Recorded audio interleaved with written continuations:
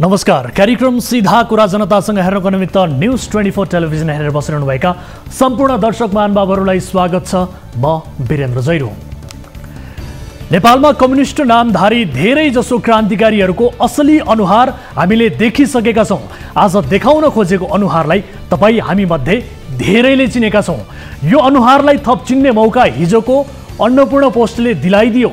जेठ 14 गतेको मध्यरात नेपाली अर्थतन्त्रमा कोत पर्व मचाउने एक व्यक्ति अरू कोही नभएर महान जनयुद्धले जन्माएको एक योद्धा अर्थमन्त्री जनार्दन शर्मा आफै बने। जब यिनी वा यिनको ग्याङ सत्तामा थिएन, जनताको घाँटी रेटेर खपि नसक्नु बनाए। जब यिनी वा यिनको ग्याङ प्रतिपक्षमा पुग्यो, संसदमा पेश गर्न ल्याइएको बजेटको ब्रिफकेस च्याते। जब आफै अर्थमन्त्री बन्न पुगे, उद्योगी व्यवसायीले पठाएका बिचौलिया तथा पूर्वनासु रघुनाथ घिमिरेलाई रातको 12 बजे मन्त्रालयमा बोलाएर करको दर हेरफेर गराए। करको दर हेरफेर भन्ने सुन्दा कतिपयका लागि सामान्य कुरा जस्तो पनि लाग्न सक्छ, तर एक अर्थमन्त्रीले गरेको यो हदको अपराध माओको देश चीनमा भइदिएको भए यस्तो कार्य गर्नेलाई झुन्ड्याएर मारिन्थ्यो, अर्थात् मृत्युदण्ड दिइन्थ्यो। हाम्रो देशमा कदाचित कोही माओवादी भइदिएको भए पनि यस्तो हरकत गर्नेहरूले सजाय पाउने थिए, तर दुर्भाग्य देश चलाउनेहरू नै खाओवादी परे। अर्थमन्त्री शर्माले गभर्नर महाप्रसाद अधिकारीलाई हटाउन खोज्दाकै बखत यिनको नियतमा शङ्का लागिसकेको थियो। गभर्नर प्रकरणमा अदालतले अधिकारीलाई पुनर्बहाली गर्नुको सिधा अर्थ थियो। अर्थमन्त्री शर्मा काम होइन, तमासा गर्दै हिँड्ने व्यक्ति हुन्, तर गति छाडा सिस्टम भएको देशमा शर्मालाई सजिलै भयो। न उनले कतै जवाब दिनु पर्यो, न त राजीनामा नै। फेरि पनि भन्छु, माओको देशमा भ्रष्टाचार, त्यसमा पनि नीतिगत भ्रष्टाचार, त्यसमाथि बिचौलियाहरूलाई मध्यरातमा मन्त्रालयमा बोलाएर करको दर हेरफेर गरिन्थ्यो भने ती मारिन्थे। तर खाओवादीहरूले भरिएको हाम्रो नेपालमा यस्तो अपराध गर्नेहरूले जवाफै दिनु पर्दैन। स्क्रिनमा हेर्नुहोस्, अर्थमन्त्री जनार्दन शर्मा, अर्का यी रघुनाथ घिमिरे नेपाल सरकारका पूर्वनासु हुन्। एउटा नायब सुब्बा बजेट भाषण हुने अघिल्लो रात मन्त्रालय किन पुग्छ, कसले बोलाउँछ? जवाफ हो, अर्थमन्त्रीले बोलाए अनि करको दरमा हेरफेर गर्न हराए। रघुले करको दर हेरफेर पनि गरिदिए अनि अर्थ मन्त्रालयका जिम्मेवार उच्च पदस्थ अधिकारीहरू चाहिँ निर्लज्ज भएर उभिए मात्रै। बजेटमा बाहिरी बिचौलियाहरूको त्यो हदसम्मको अपराध गर्दा पनि हेरेर बस्ने सचिव कृष्णहरि पुष्कर, मधुकुमार मरासिनी, सहसचिव भूपाल बराल, चक्रबहादुर बुढा पनि कर्मचारीका नाममा कलङ्क हुन्। कम्तीमा उनीहरूले आफ्नो धर्म निभाएर त्यो बेला अर्थमन्त्रीलाई त्यही थर्काउन सक्नु पर्थ्यो। यो विषय पत्रकार सम्मेलन गरेर भण्डाफोर गर्छौँ भनेर भ्रष्ट मन्त्रीलाई ठेगान लगाउन सक्नु पर्थ्यो, तर उनीहरूले त्यस्तो केही पनि गरेनन्। भोलिपल्ट अर्थात् जेठ 15 गते बजेट संसदमा पेश भयो। अपवाद बाहेक भ्रष्टहरूले भरिएको संसदमा त्यो बजेट पास भयो भने अनौठो नमाने हुन्छ। अर्थमन्त्री जनार्दन शर्माका बारेमा चलेको पत्रिकाले ब्यानर समाचार बनायो। यदि कुनै पत्रिकाले गम्भीर अपराधसँग जोडेर कसैको चरित्र र करियर ड्यामेज गर्ने गरी यो हदको समाचार प्रकाशन गर्छ भने जोडिएको व्यक्तिले तत्काल प्रतिवाद गर्नुपर्ने होइन। तर अर्थमन्त्री शर्माले झन्डै 36 घण्टाभन्दा बढी समय लगाएर भने यो समाचार निराधार छ। राजीनामा मागेर शर्माको अपराधमा गङ्गाजल छर्किने प्रयास नगरियोस्। कम्तीमा यिनलाई पदबाट बर्खास्त गरेर सूक्ष्म अनुसन्धान हुने गरी छानबिन समिति गठन गरियोस्। 30 वर्षमा पञ्चायतले लुट्न नसकेको देश काङ्ग्रेस एमालेले 10 वर्षमै लुटिदिए। काङ्ग्रेस एमालेले 10 वर्षमा लुट्न नसकेको देश माओवादीले 2 वर्षमा लुटिदियो। अहिलेसम्मका सबै अर्थमन्त्रीले 8 गर्न नसकेको यो हदको नीतिगत भ्रष्टाचार अर्थमन्त्री शर्माले एक्लैले 11 महिनामै गरिदिए। अहिलेसम्म देशमा मच्चाइएका भ्रष्टाचार एकातिर राख्ने र अर्थमन्त्री शर्माले गरेको यो कर्म अर्कोतिर राख्ने हो भने पल्ला भारी शर्माकैतिर हुनेछ। यो सरकार गठन हुँदै गर्दा काङ्ग्रेसका नेताहरूले संसदमै केपी ओलीलाई लक्षित गरेर भनेका थिए, प्रतिपक्ष कस्तो हुन्छ भन्न सक्दैनौ, सरकार पक्ष कस्तो हुन्छ हेर्नुहोला। एकैछिन त्यो भिडियो फुटेज हेरौँ। भोलिका दिनमा हो सत्ता कसरी चल्छ तपाईँहरूले हेर्नु छ, प्रतिपक्ष त कस्तो चल्ला हेर्दै गरौँला, सत्ता कस्तो चल्छ भन्ने कुरा चाहिँ अब नेपाली जनताले हेर्छ। हो, जनार्दन शर्माबाटै अघाउन्जेल हेरियो। देश बर्बादीका अरू कति दृश्य देखाउनुहुन्छ हामी हेर्न तयार छौँ। चरम आर्थिक अपराधसँग जोडिएको विषयमा पहिलो चासो प्रधानमन्त्री शेरबहादुर देउवाले लिनुपर्ने थियो। आफ्नै पार्टीको कार्यकर्ता तथा धर्मपत्नीलाई त उटपट्याङ भाषण गर्नबाट रोक्न नसक्ने प्रधानमन्त्री देउवाले विवादास्पद छविका अर्थमन्त्रीलाई कारबाही गर्ने आँट गर्लान् भन्ने लाग्दैन। देवका पनि देव, महादेव भने चाहिँ क्रान्तिकारीका पनि क्रान्तिकारी कमरेड प्रचण्डले आफ्ना पूर्व गुरिल्ला कमान्डरलाई कारबाही गर्छन् भन्ने कुरामा पनि हामीलाई पत्यार छैन। किनभने उनी त छानी छानी मूर्ति चोरहरूलाई मन्त्री बनाउँछन्। यो देशमा अपराधीलाई संरक्षण गर्ने, भ्रष्टहरूका लागि देश स्वर्ग जस्तो बनाउने, सोझा सिधा र श्रमजीवीहरूका लागि सासै फेर्न नसकिने गरी देश बिगार्नेहरू अरू कोही होइनन्, हामीले पटक पटक भोट दिएर जिताएकैहरू हुन्। आउनुहोस् महान नेपाली जनताहरू, यो स्ट्याटिस्टिक आनन्दमा रमाउँ। फेरि पनि आउँदै गरेको चुनावमा यिनैलाई जिताउने प्रण गरौँ भन्दै सुरु गरौँ जनताको चासो गुनासो र प्रश्न सहितको विशेष कार्यक्रम सीधा कुरा जनतासँग।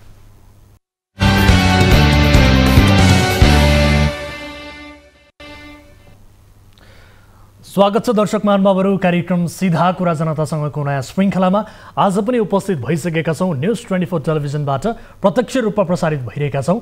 आम नागरिकसँग प्रत्यक्ष सरकार राख्ने विषयलाई कार्यक्रममा समावेश गर्दै ती विषयहरूको जवाबदेहिता लिने, समाधान खोज्ने यस कार्यक्रममा आज हामी लुम्बिनी प्रदेशकी स्वास्थ्य राज्य मन्त्रीले प्रेमीको घरमा पुगेर देखाएको तमासा देखाउँदैछौँ।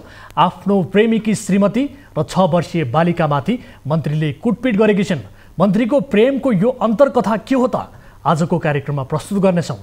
र यस्तै अमेरिकी सेना भित्र्याउने 10 बुँदे प्रस्तावित सम्झौताको चिरफार पनि आजको कार्यक्रममा गर्नेछौँ।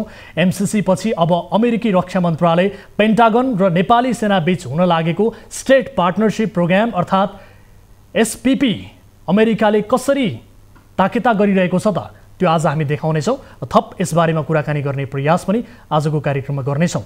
र यस्तै विद्यालयमै धामी बोलाएर बिरामी बालबालिकाको उपचार गरिएको विषयको रिपोर्ट पनि आजको कार्यक्रममा छ। विशेष गरी दाङको यो विद्यालयमा विद्यार्थीहरूलाई विज्ञानका कुरा होइन अन्धविश्वास पढाइँदैछ, त्यो दृश्यसहितको रिपोर्ट आजको कार्यक्रममा हामी देखाउनेछौँ। र यस्तै मलेसिया पठाउने भन्दै दलालले 31 जना नेपालीलाई ठगी गरेको विषयको रिपोर्ट पनि आजको कार्यक्रममा समावेश छ।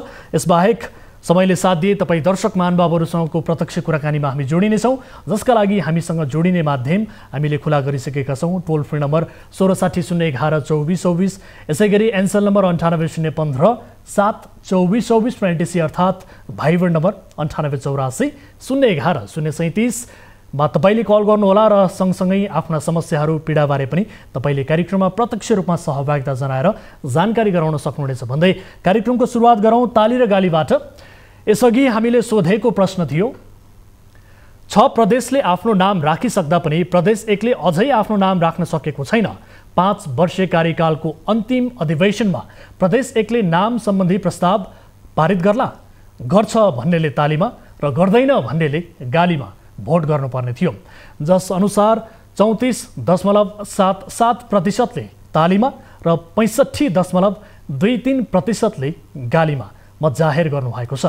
यो मत परिणाम अनुसार 5 वर्षे कार्यकालको अन्तिम अधिवेशनमा प्रदेश 1ले नाम सम्बन्धी प्रस्ताव पारित गर्दैन भन्नेमा बढी मत परेको छ, अर्थात् गालीमा दर्शकहरूले बढी मत जाहेर गर्नुभएको छ। अब ताली र गालीका लागि आजको प्रश्न,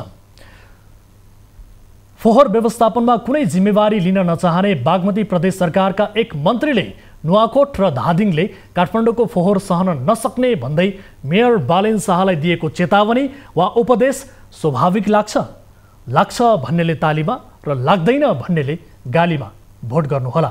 हाम्रो पात्रोको एप्लिकेसनमा गएर ताली र गालीका लागि भोट गर्न सक्नुहुनेछ र भोटिङ सुरु हुन्छ अब ढिलो नगरिकन आजको पहिलो विषय। लुम्बिनी प्रदेशकी एक राज्य मन्त्री विमला देवी ओली प्रेममा पागल नै भएकी छन् भन्ने गरिन्छ। प्रेम र युद्धमा सबै कुरा जायज हुन्छ, तर 2 बच्चाकी आमा प्रेमातुर विमला प्रेममा यसरी डुबिन् कि उनलाई बालबालिका र वयस्क बीचको अन्तर पनि थाहा भएन। आफ्ना बोयफ्रेन्डको घर गएर ताण्डव मचाइन्। विमलाका पतिको सवारी दुर्घटनामा निधन भएपछि उनकै क्षेत्रबाट तत्कालीन नेकपाले उनलाई टिकट दिएर उपनिर्वाचनमा पठाएको थियो। पतिको निर्वाचन क्षेत्रबाट विमलाले चुनाव पनि जितिन्। पतिको निधन भएको 2 वर्ष पुग्दा नपुग्दै एक वाइसिएल कार्यकर्ताको पनि मन जितिन्। वाइसिएलका कार्यकर्ताको सम्बन्धमा विशेष गरी उनको सम्बन्ध प्रेममा रूपान्तरण भयो। उनैसँगको प्रेम लाभको तस्बिर पनि सार्वजनिक भयो। वाइसिएल कार्यकर्तासँगको प्रेममा डुबेकी मन्त्री विमला देवीले कानुन र सामाजिक मूल्य मान्यता चुनाउँदै मङ्गलबार बिहान अङ्गरक्षक र दलबलसहित आफ्ना प्रेमीकै घर पुगिन् अनि गरिन् हङ्गामा। दाङबाट टिभी जर्नलिस्ट सुरेश श्रेष्ठ र बुटौलबाट विमल छेत्री पुरीको सहयोगमा तयार पारिएको विशेष रिपोर्ट हेर्नुहोस्।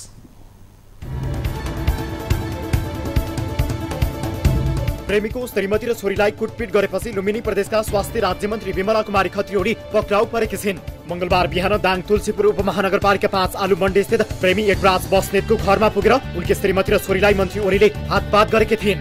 प्रेमी एकराजको घरमा प्रहरी तथा दल बल सहित पुगेकी मन्त्री ओलीलाई घटनाको केही घण्टापछि तिनै प्रहरीले नियन्त्रणमा लिए।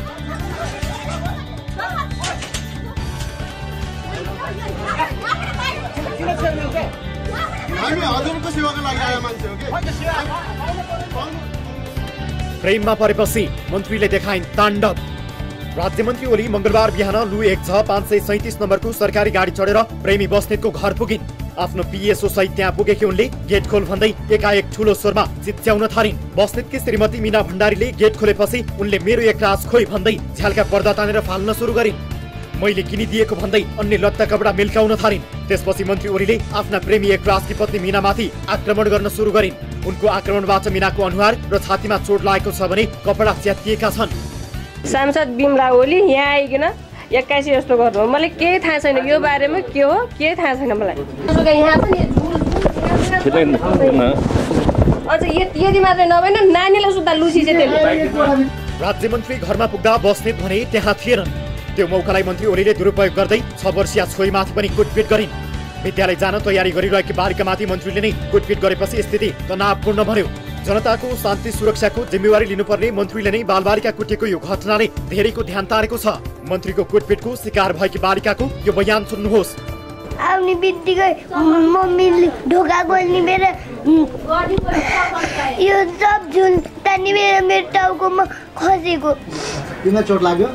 तिमीलाई पनि हाने? कहाँ हाने तिमीलाई? टाउकोमा। अनि कपाल पनि। राज्यमन्त्री ओलीले घरमै पुगेर कुटपिट गरेपछि पीडितका आफन्तले राज्यमन्त्रीलाई घरमै थुनेर प्रहरी बोलाएका थिए। तर प्रहरी पनि केही समय मूक दर्शक बनेको पीडित पक्षको आरोप छ। चुम्बन गरेको तस्बिर सार्वजनिक भएपछि बबन्डर। राज्यमन्त्री ओली र बस्नेत बीच प्रेम सम्बन्ध रहेको विषय केही समय अघि खुलासा भएको थियो। बस्नेतले प्रयोग गर्ने फेसबुक अकाउन्टबाट गत वर्ष ओलीले चुम्बन गरेको तस्बिर नै सार्वजनिक भएको थियो। बस्नेत वाइसिएल कार्यकर्ता हुन्। उनैलाई चुम्बन गरेको तस्बिर सार्वजनिक भएपछि माओवादी र एमाले पंक्तिमा बबन्डर मचिएको थियो र सामाजिक सञ्जालमा पनि ओलीको तीव्र आलोचना भएको थियो। तर यो फोटो वास्तविक नभई चरित्र हत्या गर्नका लागि फोटोसपबाट बनाइएको दाबी मन्त्री ओलीको थियो। पटक पटक विवादमा मन्त्री ओली।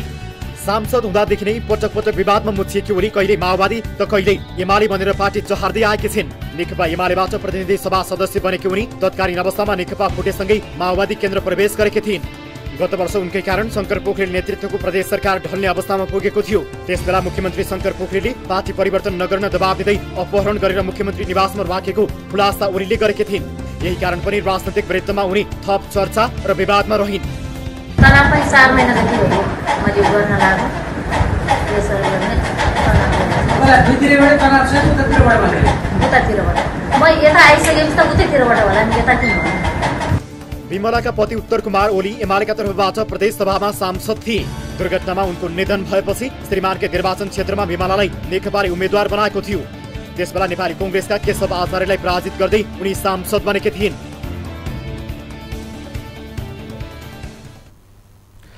दर्शकहरू, यस विषयमा थप कुराकानी गर्नका लागि प्रत्यक्ष टेलिफोन सम्पर्कमा जोडिनु भएको छ लुम्बिनी प्रदेश सरकारका आन्तरिक तथा कानुन मन्त्री तिलकराज शर्मा।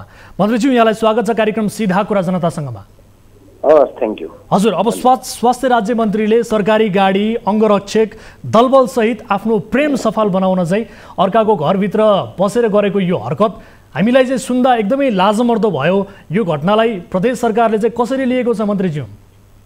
अब यस्तो नि, अब प्रेम सफल बनाउनलाई केलाई भन्ने कुरा त हजुरहरूले कुन आधारमा भन्नुभयो होइन? सामाजिक सञ्जालहरू कुरा आएको आधारमा भन्नुभयो, के भन्नुभयो होइन? हजुर, अब उहाँहरूको के हो भन्ने कुरा त एउटा अध्ययन अनुसन्धानको विषय पनि होला। हामी त्यो बारेमा एउटा छानबिन समिति बनाउने तयारीमा छौँ। हजुर, त्यसपछि सबै कुराहरू होला होइन।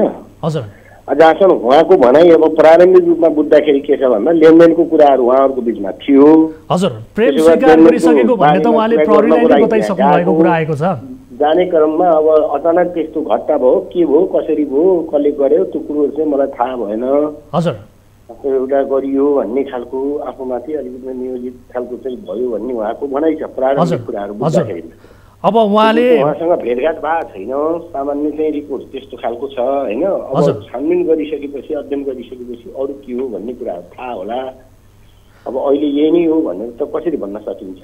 हजुर मन्त्रीज्यू उहाँको प्रेमकै विषय हो यो, किनभने उहाँले पनि स्वीकार गरिसकेको भन्ने किसिमको जानकारी प्राप्त भएको छ र यसअघि पनि तिनै व्यक्तिसँग चुम्बनसम्म गरेको तस्बिर समेत सार्वजनिक भएको अवस्था छ। खैर यस विषयमा नजाउँ, तपाईँको अनुसन्धानको विषय होला र यस विषयलाई धेरै बबन्डर मच्च ठुलो बनाउनु पर्ने जरुरी पनि छैन।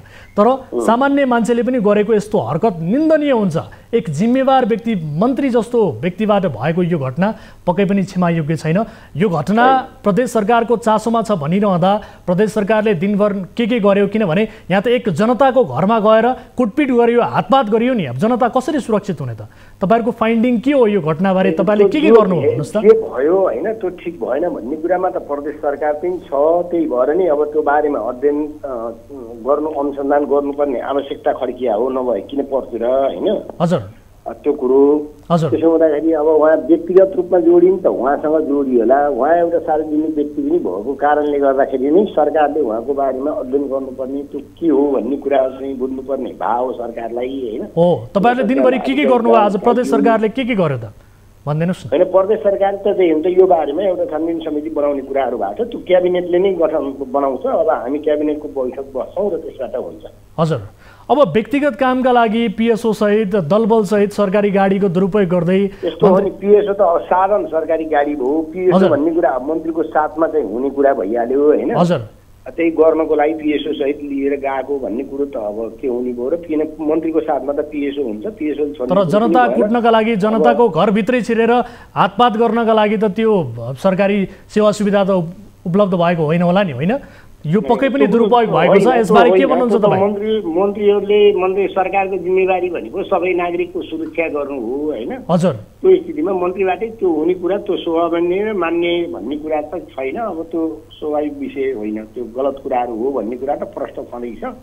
हजुर त्यो कुराहरू यद्यपि घटनाक्रम किन हो, के हो, कसो हो भन्ने कुराको सबै कुराहरू त अब ततै अब छानबिन गरेर समिति बनेर छानबिन समितिले बाहिर ल्याएपछि मात्र। ठिक छ, छानबिन समितिले बाहिर ल्याउला, त्यसको पर्खाइमा हामी पनि छौँ।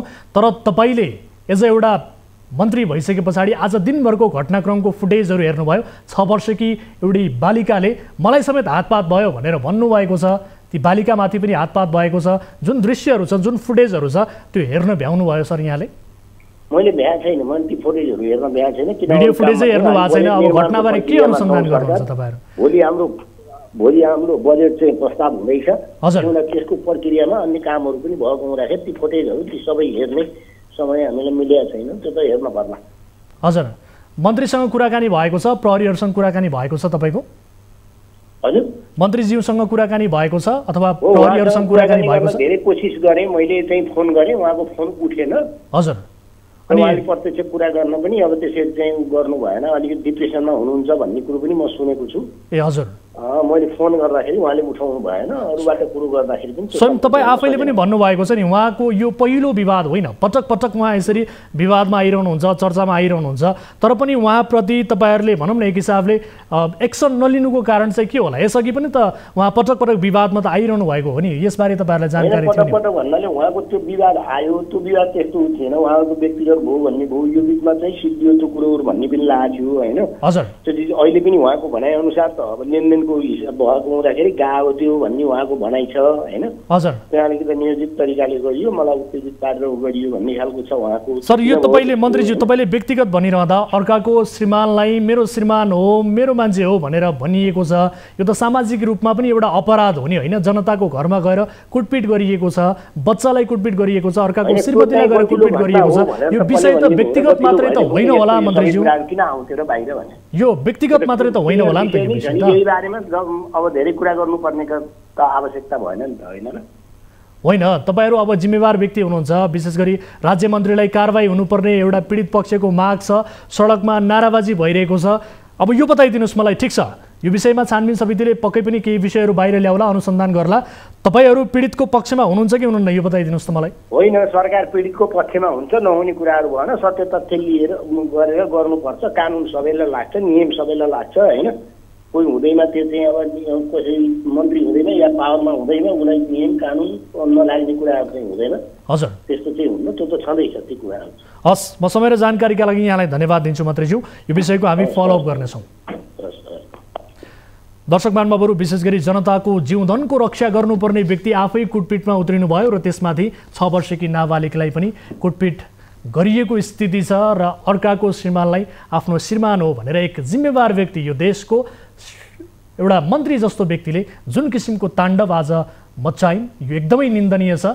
स्वास्थ्य राज्य मन्त्री ओलीलाई कारबाहीको माग गर्दै यति बेला प्रहरी कार्यालयमा स्थानीय महिलाहरूले प्रदर्शन समेत आज दिनभर गरेका छन् र उनी विरुद्ध अभद्र व्यवहारमा जाहेरी समेत परेको छ। दर्शक महानुभावहरू, र यस विषयमा प्रदेश सरकारले चासो लिएको बारे भर्खरै हामीले मन्त्रीज्यूले जानकारी गराउनु भएको छ। यो विषयलाई फलोअप गर्नेछ भन्दै अर्को विषयतर्फ यहाँहरूको ध्यान आकर्षण गराउन चाहन्छु।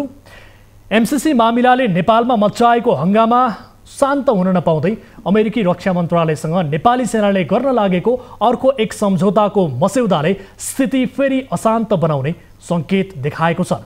स्टेट पार्टनरशिप प्रोग्राम एसपीपी नामक सम्झौताको मस्यौदामा अमेरिकी सेना अन्तर्गतको नेसनल गार्डले नेपालमा ब्यारेक खोल्न पाउने र ती सैनिकहरूले नेपालमा हतियार बोकेर हिडडुल गर्न पनि पाउने विषयहरू समावेश छन्।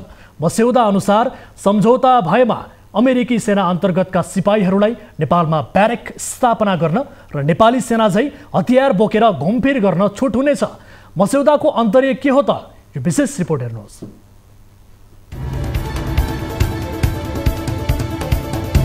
नेपाली सेना र अमेरिकी रक्षा मन्त्रालय बीच हुन लागेको भनिएको स्टेट पार्टनरशिप प्रोग्राम एसपीपी सम्झौताको मस्यौदाले नेपालमा नयाँ तरङ्ग र बहस सिर्जना गरेको छ। विशेष गरी यो मस्यौदामा उल्लेख भएका केही बुदा संशोधन बिना नै सम्झौता भएमा अमेरिकी सेनाको रिजर्भ फोर्सका रूपमा काम गर्ने नेसनल गार्डका सैनिकहरूले नेपालको जुनसुकै क्षेत्रमा ब्यारेक स्थापना गर्न र हतियार बोकेर घुम्न पाउने छन्।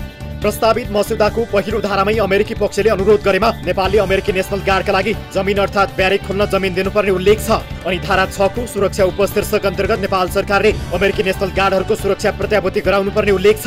ती नेसनल गार्डहरू ब्यारेकबाट बाहिर निस्किँदा आफ्नो सुरक्षाको प्रबन्ध आफैले गर्न पाउने प्रावधान राखिएको छ।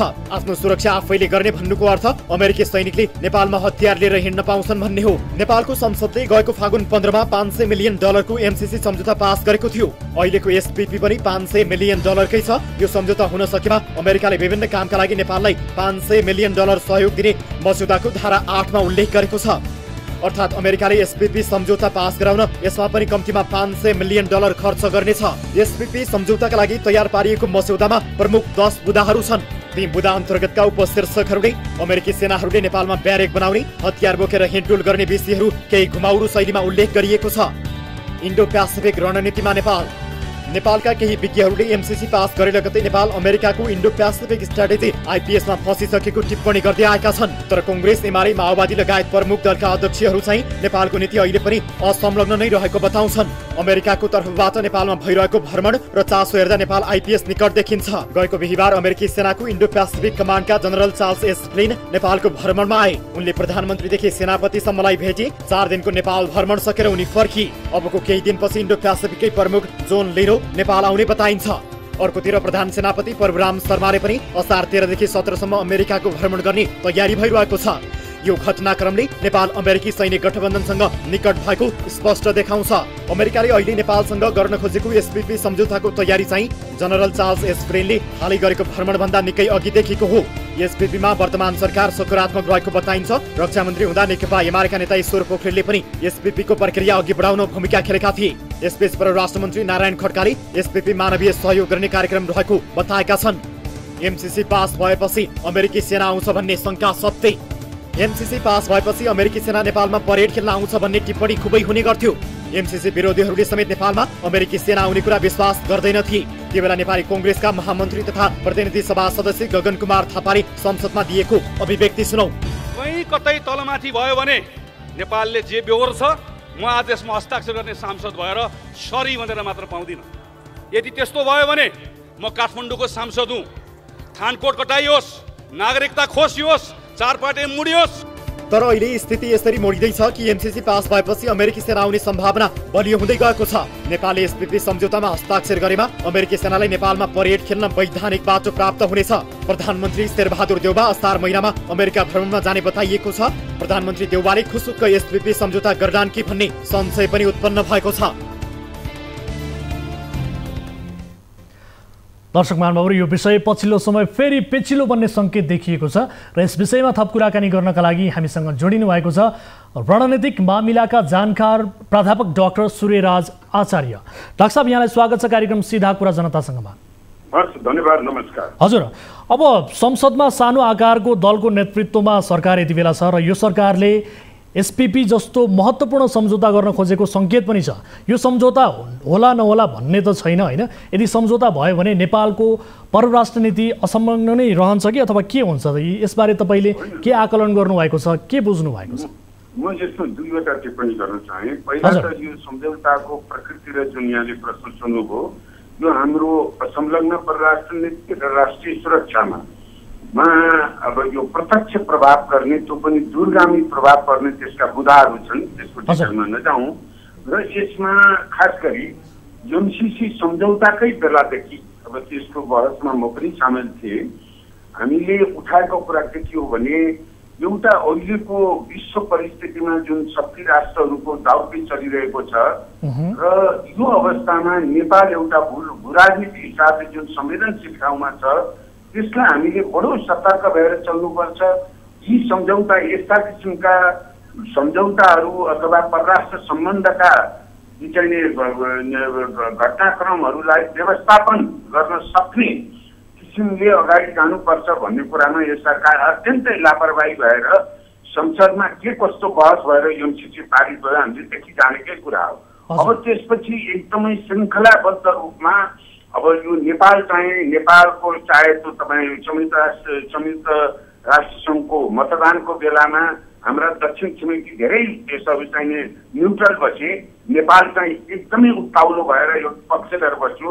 त्यसपछि अहिले जुन यो एसपीपीको यसको सम्झौताको कुरा आएको छ, निश्चय पनि यसमा भएका बुदाहरू एउटा दूरगामी प्रकृतिका छन्। त्योभन्दा महत्त्वपूर्ण कुरा के हो भने, आज समाचारमा आएसम्म परराष्ट्र मन्त्रीज्यू र नेपाली काङ्ग्रेसका केही सांसदहरू छन्। यो नितान्त मानवीय सहयोगको सम्झौता हो, यो दैवी प्रकोपको सम्झौता हो भनेर उहाँहरूको अभिव्यक्ति छ। मलाई नागरिकको रूपमा त यति अचम्म र उदेक लाग्यो कि उहाँहरूको यो नालायकीले देशलाई कहाँ पुर्याउँछ। उहाँहरूले यो सम्झौताको प्रकृति नबुझेर त्यो अभिव्यक्ति दिइरहनु भएको छ कि होइन। नेपाली जनतालाई त जे भने पनि हामी सत्तामा छौँ, सत्तामा भएपछि राज्य अब परराष्ट्र मन्त्री नारायण खड्का जस्ताले यस्तो कुरा नबुझ्ने भन्ने कुरा हुन्छ र भनेर डाक्टर साहब उहाँले बुझेरै भन्नुभएको होला। नालायकी हो, उहाँको नालायकी हो।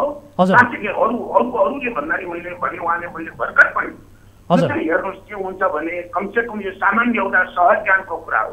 शक्ति राष्ट्रहरूले उनीहरूले हाम्रो जस्तो भूराजनीतिक संवेदनशील साना देशहरूमा एउटा रणनीतिक हस्तक्षेप गर्दा विभिन्न आवरणमा आउँछन्। हेर्नुहोस्, हाम्रो छिमेकी देश भारतले त्यहाँ विभिन्न भूकम्प जाँदाखेरि होस् अथवा ठुलो ताइती आउँदाखेरि होस्, अरू देशहरूले हामी चाहिँ सहयोग दिन्छौँ भन्दा उसले रोक्छ, जानै दिँदैन। हामीले भूकम्प गएको बेलामै यहाँ आएका चाहिँ विदेशका हेलिकप्टरहरू कहाँ गए, के गरे, कति जाँचुची गरे भन्ने सार्वजनिक भएका कुरा हो। र अहिले हामीले एउटा दैवी प्रकोप व्यवस्थापनको लागि यस्तो किसिमको सैन्य सम्झौता गर्नुपर्ने नौबत के आएको छ नेपाललाई। र संसदको रोस्टरमा उभिएर परराष्ट्र मन्त्री र अथवा अन्य सांसदले त्यो कुरा भन्ने, त्यो नालायकीको चरम नालायकी हो र त्यो नेपाली आम जनताको विवेकमाथिको ठुलो मजाक हो। र यो चाहिँ के भन्छ, यो नालायकीलाई चाहिँ नेपाली जनताले ठुलो बसेर हेर्नु हुँदैन। ठिक छ डाक्टर साहब, तर तपाईँले एमसीसी पास भएपछि अमेरिकी सेना आउने भन्ने कुरा चाहिँ हावादारी हो भन्ने कुरा त्यो बेला गर्नुभएको थियो होइन। सारवा रूपमा केही फरक त होला, तर परिदृश्य हेर्दा चाहिँ एमसीसी पछि नै अमेरिकी सेनाले नेपालमा बुट बजार्ने अवस्था त अहिले देखियो नि होइन। यो परिदृश्यले त यही त्यसमा थोरै मेरो फरक टिप्पणी छ। म एउटा कुनै पार्टीसँग म सम्बद्ध छैन र मैले एउटा विशुद्ध चाहिने एउटा प्राज्ञिक हिसाबले मैले पाएको तथ्यको हिसाबले मैले के भनेको हो भने एमसीसीका प्रावधानहरूमा नै टेकेर सेना आउने कुरा त्यहाँ छैन, त्यो अगाडि नै हो। तर एमसीसी सम्झौताले त्यसले एउटा हाम्रो रणनीतिक जटिलताको ढोका खोल्छ। यो अनुदान मात्रै होइन, यो ट्रान्समिसन लाइन मात्रै होइन भनेर हामीले त घाटे स्वीकार हुनेहरू यसले यो परिस्थितिमा ल्याउँछ। अब चाहिँ सेना नै आउने सम्झौता हो, अबको चाहिँ यो चाहिँ हो। तर एमसीसी सम्झौता नै टेकेर यो आउने होइन, तर यस्तो सम्झौता हुनको लागि चाहिँ एमसीसीले ढोका खोलिदियो, त्यो त हामीले भने हौ। र यो चाहिँ अहिले राज्य संयन्त्रमा हुने यस्ता किसिमका चाहिँ तपाईँको नालायक विचार राख्ने र यो सोच राख्नेले अब त्यो हामी चाहिँ हेर्नुहोस् नेपाली जनता विकास, समृद्धि, रोजगारी, उद्योग धन्दा यी भन्ने त बहुत कुरा भयो। उहाँहरूको हातमा अब यो राष्ट्र नै सुरक्षित छ कि छैन, यो चरम राष्ट्रघात हो उहाँहरूको जुन अभिव्यक्ति छ। ठिक छ, हेर्नुहोस् राजनीतिक पार्टीले ठिक छ। अब यो सम्बन्धका यो कुरा अब यो जुन यो डरलाग्दो स्थितिको एउटा सङ्केत देखिएको छ नि डाक्टर साहब, अब वर्तमान सरकार एसपीपी सम्झौतामा सकारात्मक छ भन्ने गरिन्छ होइन। अब यस्तो अवस्थामा चाहिँ प्रचण्ड, केपी ओली, माधव कुमार नेपालहरूको रणनीति चाहिँ के होला, केही आकलन गर्न सक्नुहुन्छ? होइन, एउटा दुर्भाग्यपूर्ण कुरा के छ भने उहाँहरू अझै आफै नेताको कुण्ठा, अस्विष्णता, उहाँहरूलाई आफ्नो स्वार्थभन्दा राष्ट्रको स्वार्थ टाढा हेर्ने त अवस्थामै हुनुहुन्न। अब यो त म प्रतिपक्षी दलको कुरा मात्र होइन, म के आह्वान गर्न चाहन्छु भने नेपाली काङ्ग्रेसकै जिम्मेवार नेताहरू हुनुहुन्छ, जिम्मेवार कार्यकर्ताहरू हुनुहुन्छ, एउटा लोकतान्त्रिक सङ्घर्षमा चाहिँ ठुलो त्याग गरेको नेताहरू हुनुहुन्छ। नेपाली काङ्ग्रेसको पहिचान यस्ता किसिमका राष्ट्रघाती सोचले नेपाली काङ्ग्रेसको पहिचान रहँदैन र उहाँहरूले अब राष्ट्र त बर्बाद हुने बाटोमा डाला नडाला त्यो देखाउला। नेपाली जनताहरू त्यति चाहिँ तपाईँको चाहिँ कमजोर छैनन्, यसले जनता उठ्नुपर्छ। तर यसले नेपाली काङ्ग्रेसको भविष्य चाहिँ साँच्चीकै यसले चाहिँ प्रश्नवाचक चिन्ह उठाएको छ र एउटा राष्ट्रिय स्वार्थ, स्वाधीनता, स्वाभिमान र सार्वभौमसत्ता नेपाली काङ्ग्रेसको सरकारमा सुरक्षित हुँदैन भन्ने किसिमको एउटा सन्देश गइरहेको छ र नेपाली काङ्ग्रेसका जिम्मेवार अन्य नेताहरू, सरकारभन्दा बाहिर रहेका अन्य नेता र सम्पूर्ण देशभरिका कार्यकर्ताहरूले नेपाली काङ्ग्रेसबाट यसको विरोध हुनुपर्छ भन्ने म चाहन्छु। हजुर, अब यो सम्झौतालाई यसो सरस्वती हेर्ने हो भने अब विशेष गरी तिब्बतसँग जोडिएका नेपालका हिमाली क्षेत्र रोजेर चाहिँ अमेरिकाले परेड खेल्न खोजे जस्तो देखिन्छ होइन। यो प्रसङ्गबाट नेपालले रणनीतिक सन्तुलन बिगार्न थाल्यो भन्न सकिन्छ? होइन, बिल्कुल हेर्नुहोस्, त्यो त सामान्य एउटा सर्कल देख्दाखेरि पनि बुझ्ने कुरा हो। त्योभन्दा बढी हामीले अहिले के हेर्नुपर्छ भने अहिले विश्व परिस्थिति कता गइरहेको छ, शक्ति राष्ट्रहरूको दाउपेच कता गइरहेको छ। म यो भन्दै गर्दा के भन्न चाहन्छु भने हेर्नुहोस्, हामीले कुनै पनि भारत, चीन, अमेरिका कसैको पनि हामी पक्षधर हुने होइन। तिनीहरूलाई हामीले कसैले चीनको पनि आवश्यकताभन्दा बढी स्वार्थ हामीले हेरिदिन सक्दैनौँ, भारतको पनि सक्दैनौँ, अमेरिकाको पनि सक्दैनौँ। हामी सानो देश छौँ, राजनीतिक रूपमा अत्यन्तै संवेदनशील छौँ र पञ्चायतकालदेखि नै हेर्नुहोस्, पञ्चायतकालदेखि नै असंलग्न परराष्ट्र नीति कस्ता जटिलताबाट नेपालको चाहिँ एउटा स्वाधीनता र सार्वभौमता जोगाएर ल्याइएको भन्ने कुरो त लिपिबद्ध भएका कुराहरू छन् नि। ती कुराहरूलाई लट्याएर अहिले चाहिँ तपाईँको यस्तो लापरवाही चाहिँ तपाईँको तवरले आम नागरिकहरूको हेर्नुहोस्, अहिले एमसीसीदेखि नै एउटा देशभरि नै मान्छेहरूमा एउटा शङ्का देखियो भने यो चाहिँ सरकारले हाम्रो असंलग्न परराष्ट्र नीति, राजनीतिक संवेदनशीलतामा लापरवाही गरेको हो कि उत्ताउले भनेको हो कि भन्दा उहाँहरूका चाहिँ सांसदमा 6-7 घन्टा बहस गरेर हेर्नु त कसरी पास गर्नुभयो एमसीसी। अब उहाँहरूलाई एकचोटि त जनताले त्यो चाहिँ शङ्काको लाभ दिए। अब म फेरि पुनः विनम्रताका साथ के भन्न चाहन्छु भने अहिलेका सरकारमा बस्नुभएको खास गरी नेपाली काङ्ग्रेसको नेतृत्वहरूलाई तपाईँहरूले यो गल्ती नगरिदिनुहोस्। नेपाली जनतालाई फेरि थाङ्नामा सुताउने यो दुस्साहस नगर्नुहोस्। यसले तपाईँहरूको पार्टीको भविष्य विपिन कोइरालाको, गणेशमानजीको, कृष्णप्रसाद भट्टराईले बनाएको पार्टी हो। कमसेकम उहाँहरू जस्ता राष्ट्रवादी नेताहरूलाई सम्झेर तपाईँहरू छातीमा हात राखेर संसदमा बोल्दाखेरि विचार गरेर बोल्नुहोस्। नेपाली जनता अब चाहिँ लाटा छैनन्, आफ्नो विवेक प्रयोग गर्यो भने तपाईँहरू कहाँको हुनुहुन्छ विचार गर्नु। अहिले अब काङ्ग्रेसको कुरा गरिरहँदा काङ्ग्रेसको बुझाइ चाहिँ के पनि छ भन्ने गरिन्छ भने यो एसपीपीको जुन ढङ्गबाट अहिले चर्चा भइरहेको छ, एमाले चुनाव हारेका कारण यसलाई बङ्गाएर चाहिँ प्रचार गर्न खोजिरहेको छ भन्ने काङ्ग्रेसको बुझाइ छ भन्ने गरिएको छ है डाक्टर साहब, यसमा तपाईँलाई के लाग्छ? होइन, बिल्कुल। अब यसमा के छ भने हेर्नुहोस्, यसमा काङ्ग्रेस मात्र होइन, खास गरी परराष्ट्र नीतिको मामलामा यो 2 वर्षदेखि हाम्रा वामपन्थी दलहरू पनि उत्ताउलो हुँदैछ। काङ्ग्रेसको, एमालेको भन्नुहोस् अथवा माओवादीको भन्नुहोस्, उहाँहरूको एउटा अविश्वसनीयता के भयो भने नेपालका खास गरी वामपन्थी दलहरू एउटा अनावश्यक किसिमले चीनप्रति चाहिने बढी मित्र देखिने, साखुल्य देखिने। त्यसले गर्दाखेरि के भइदियो भने हाम्रो राष्ट्रिय राजनीतिमा नै यी शक्ति राष्ट्रहरूको एक-एकवटा पक्षधर भइदिने हुँदा हाम्रो नेपालको पक्षधर कोही पनि देखिएन। यो बढाइएको त्यहाँबाट हो। त्यस कारणले तपाईँको कुरामा त म चाहिँ म के भन्छु भने यो एमाले यसलाई चाहिँ तपाईँको उपयोग गर्न खोजेको भन्दा पनि सबै दलहरू पालै पालोमा हाम्रो परराष्ट्र सम्बन्ध सम्बन्धी, हाम्रो राजनीतिक सम्बन्ध सम्बन्धी, अन्तर्राष्ट्रिय सम्बन्धमा हामी कति चलाखो र चाहिँ सतर्क हुनुपर्छ भन्ने कुरामा यी सबै दलहरूको लापरवाही छ र त्यसमा प्रमुख प्रतिनिधि पक्ष दल एमाले पनि त्यसमा चाहिँ अछुतो छैन। त्यसैले तपाईँले भन्नुभएकोमा के हो भने एमाले यसलाई चाहिँ हतियार बनाउन भन्नु खोजेकोमा त्यसमा मलाई सूचना त छैन। अब त्यसमा चाहिँ के भन्छ असत्यता छ भनेर पनि म भन्न सक्ने अवस्था छैन। सबै दलहरू कति बढी थोरै होला, तर राष्ट्रिय स्वार्थ र परराष्ट्र नीतिको मामलामा 1-2 वर्षदेखि सबै दलहरू आफ्नो स्वार्थ हेर्ने, राष्ट्रिय स्वार्थलाई बहु बनाउने र चाहिँ शक्ति राष्ट्रहरूलाई हरेक घटनाक्रमको लागि चाहिँ आन्तरिक राजनीतिको लागि शक्ति राष्ट्रहरूलाई रिझाउने एउटा आम प्रवृत्तिको रूपमा रहेको छ र कुनै पनि दलहरू यसबाट अछुतो छैन। ठिक छ डाक्टर साहब, मेरो अन्तिम प्रश्न यहाँलाई। अब जस्तो प्रधान सेनापति असार 13 देखि 17 गतेसम्म अमेरिका भ्रमणमा जानु हुँदैछ र त्यस लगतै प्रधानमन्त्री शेरबहादुर देउवाको पनि भ्रमण छ र जुन भ्रमणलाई लिएर यति बेला संशय पैदा भइरहेको छ डाक्टर साहब, यसमा तपाईँको केही टिप्पणी छ छोटोमा? होइन, म विनम्रताका साथ के भन्न चाहन्छु भने हेर्नुहोस्, अहिले यो अवस्थामा यति चर्चा, योभन्दा अलिकति अगाडि एमसिसीको बारेमा देशले 1-1.5 वर्ष नै चर्चा गर्यो र यति बहसमा पार्लियामेन्टमै प्रमुख प्रतिपक्षी दल गठबन्धनकै दलहरूले यसमा चाहिँ विरोध गरेको अवस्था छ र 1/4 भन्दा कम, म फेरि भन्छु, 1/4 भन्दा कम संसदमा प्रतिनिधित्व गरेको नेपाली काङ्ग्रेसले यो नालायक काम नगरोस्।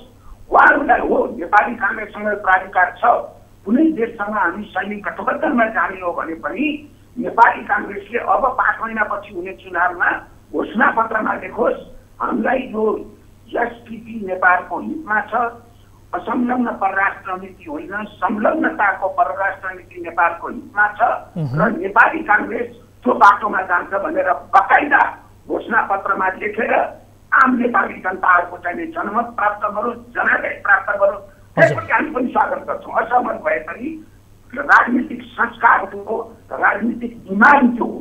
यसरी तपाईँको चाहिँ झुट मुट गरेर एउटा यस्तो सैन्य गठबन्धनलाई यो मानवीय सहयोग हो, यो दैवी प्रकोप हो भन्ने यस्ता किसिमका नालायक तर्कबाट अब नेपाली जनता छुटिँदैन र म विनम्रताका साथ के भन्न चाहन्छु भने खास गरी सम्माननीय प्रधानमन्त्रीज्यूलाई उहाँको यत्रो लोकतान्त्रिक चाहिँ इतिहास छ, यो जनताको यत्रो चासो र चिन्ता हुँदाहुँदै उहाँले चाहिँ यसलाई चाहिँ बल मिचाइ गरेर यो नगरिदिनु होला। तपाईँको व्यक्तिगत इतिहासको लागि पनि यो कलङ्क हुन्छ र नेपाली काङ्ग्रेसको लागि पनि यो कलङ्क हुन्छ। हस् डाक्टर साहब, समय र कुराकानीका लागि म यहाँलाई धेरै धेरै धन्यवाद दिन चाहन्छु। हस्, धन्यवाद यहाँलाई मौका दिनुभयो। दर्शक महानुभावहरू, विशेष गरी एमसिसी पछि एसपीपी अर्थात् स्टेट पार्टनरसिप प्रोग्रामको विषयमा जुन किसिमको यति बेला संशय भइरहेको छ, चर्चा भइरहेको छ, यसै विषयमा हामीले कुराकानी गऱ्यौँ। यो विषय हाम्रो फलोअपको विषय रहनेछ। पालो भएको छ ब्रेकको। ब्रेक पछाडि फेरि उपस्थित हुनेछौँ। यहाँहरू हेरिरहनु भएको छ कार्यक्रम सीधा कुरा जनतासँग, मात्र न्युज 24 टेलिभिजनमा।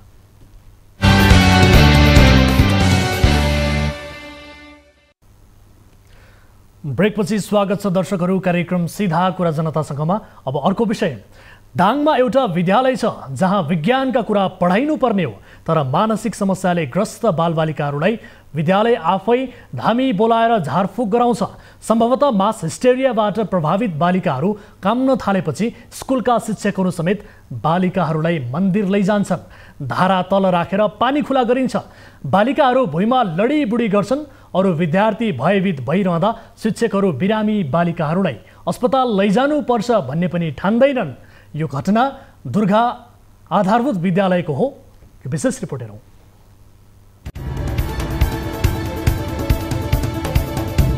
यी बालिकाहरू हुन् दाङको गडवा गाउँपालिका वडा नम्बर 6 स्थित दुर्गा आधारभूत विद्यालयका। बालिकाहरूलाई नाक चढेको भनिँदैछ।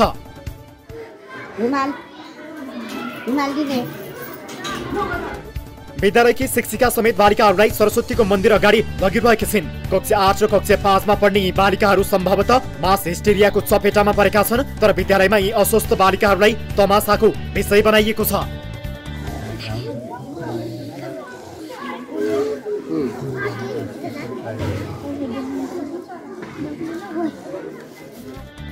बालिकाहरूको यो हालत भएपछि बाँकी विद्यार्थीहरू भयभीत जस्ता देखिन्छन्। शिक्षक शिक्षिकाहरू अन्धविश्वासयुक्त क्रियाकलापहरू गरिरहेका छन्।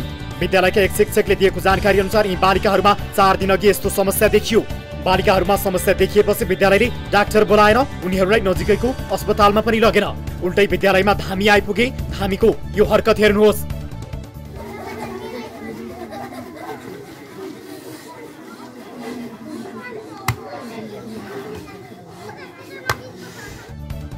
विद्यालयका प्रधानाध्यापक छन् मन्साराम चौधरी।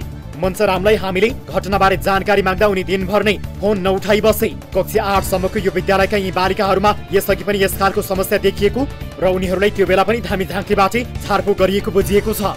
एक शिक्षकले दिएको जानकारी अनुसार बालिकाहरू काम्न थालेपछि अरू विद्यार्थीहरू डराए। शिक्षकहरूले मास हिस्टेरिया हुन सक्ने आकलन गरे। त्यही बेला बालिकाकी आमा आइन्। उनले धामी बोलाइन्। अन्धविश्वास विरुद्ध ज्ञानको ज्योति छर्ने विद्यालयमा हामीले अगरबत्ती र धूप बाले। विभिन्न अन्धविश्वासयुक्त क्रियाकलाप पनि गरे।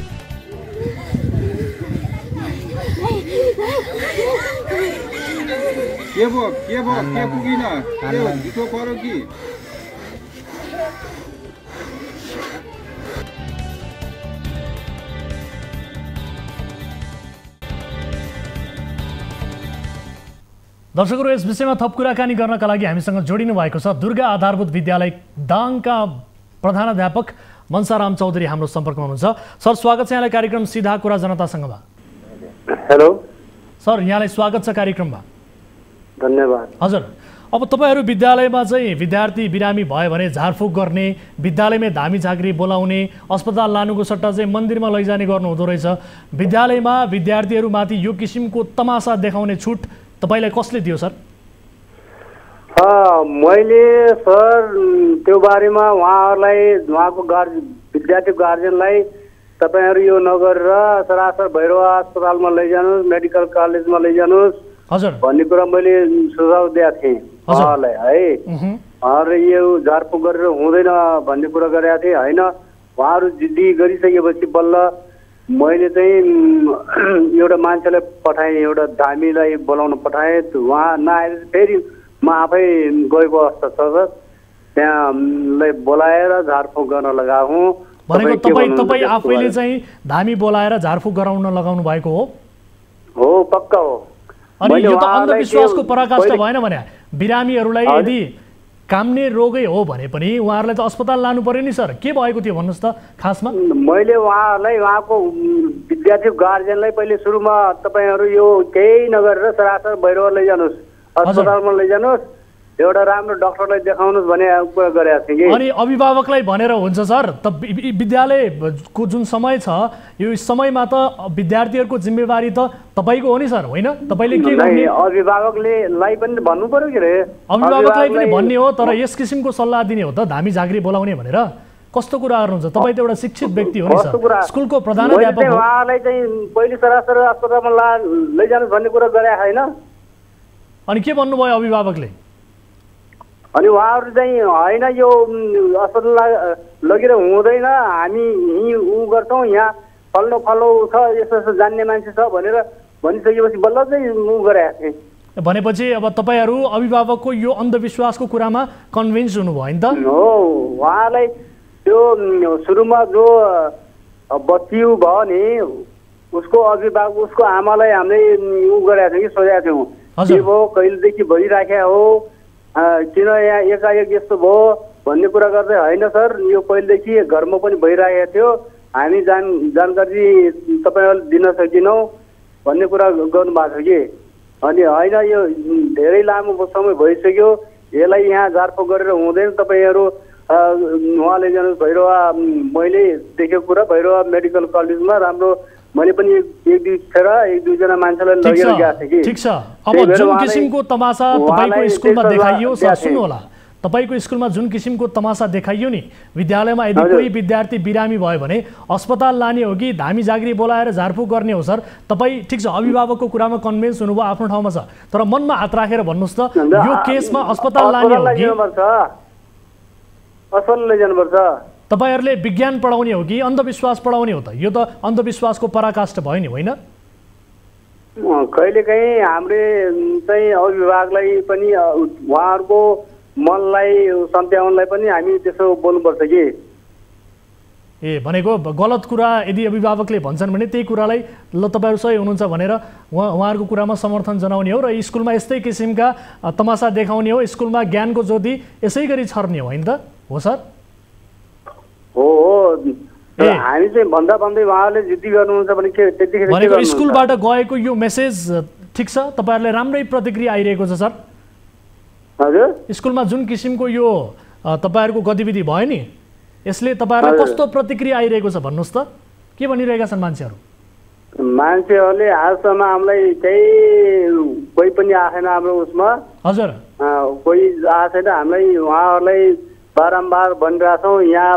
हाम्रो स्टाफ बगाल सबैले होइन यहाँ हुँदैन मैले पनि भने यहाँ हुँदैन तपाईहरु अस्पतालमा लैजानुहोस् भन्ने कुरा गरेका छौँ कि ठीक छ तपाईले गर्नुभयो पनि स्टाफमा पनि छलफल भएको थियो अस्पताल लाने भन्ने कुरा त गर्नुभयो तर धामी जागरी बोलाएर झारफुक गर्नुभयो त्यहाँ शिक्षकहरू बोकेर मन्दिरसम्म अगाडि गएर कानमा लगाउनु भयो धारा खोलेर पानी टाउकोमा छिराइदिनु भयो गजब गर्नुभयो प्रिन्सिपल साहब भनेर कसैले भनेन तपाईलाई हजुर तपाईले गजब गर्नुभयो प्रिन्सिपल साहब भनेर कसैले भनेको छैन अहिलेसम्म कसैले केही भनेको छैन केही पनि भनेको छैन हाम्रो स्टाफ बगालमा पनि स्टाफहरुसँग छलफल गरेर हामी चाहिँ यसलाई यहाँ राख्नु हुँदैन त्यहाँ पठाउनु पर्छ भन्ने कुरा सल्लाह पनि भएको थियो हस् यो देशको शिक्षा कुन अवस्थामा छ यो देशको शिक्षा कसरी चाहिँ अगाडि बढिरहेको छ भन्ने कुराको छर्लङ्ग एउटा किसिमको यो उदाहरण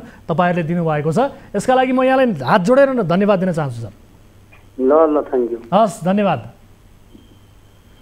दर्शक महानुभावहरु यो अन्धविश्वासको पराकाष्ठा सम्भवतः यो मास हिस्टेरिया यस किसिमका समस्याहरू बालिकाहरूमा हुने गर्दछ विशेष गरी स्कुल पढ्दाखेरि धेरै बालबालिकाहरूमा यस्तो किसिमको समस्या हुने गर्दछ तर धामी जागरी बोलाएर झारफुक गरेको आजसम्म मैले सुनेको छैन त्यस केसमा अस्पताल लगिनुपर्छ अस्पताल लगेपछि यस्ता बालिकाहरू निको हुने गर्दछन् तर यो दाङको एउटा विद्यालयमा भने अचम्म किसिमको तमासा देखाइएको छ विशेष गरी अभिभावकहरूले पनि यो कुरा बुझ्न जरुरी छ अन्धविश्वासको यस किसिमको पराकाष्ठामा लिप्त हुनबाट छोड्नुपर्ने हुन्छ किनभने यो केसमा बालिकाहरूलाई अस्पताल लानुपर्ने हो र अस्पतालमा यसको उपचार सम्भव छ दर्शक महानुभावहरु यदि भन्दै यिनै विषयहरू प्रस्तुत गर्दै कार्यक्रमको निर्धारित समय पनि सकिएको जानकारी प्राप्त भएको छ एउटा अर्को महत्त्वपूर्ण रिपोर्ट हामीसँग थियो यो रिपोर्टलाई हामी आगामी श्रृङ्खलामा प्रस्तुत गर्नेछौँ विशेष गरी मलेसिया जाने भन्दै 31 जना युवाहरूलाई एक दलालले ठगेर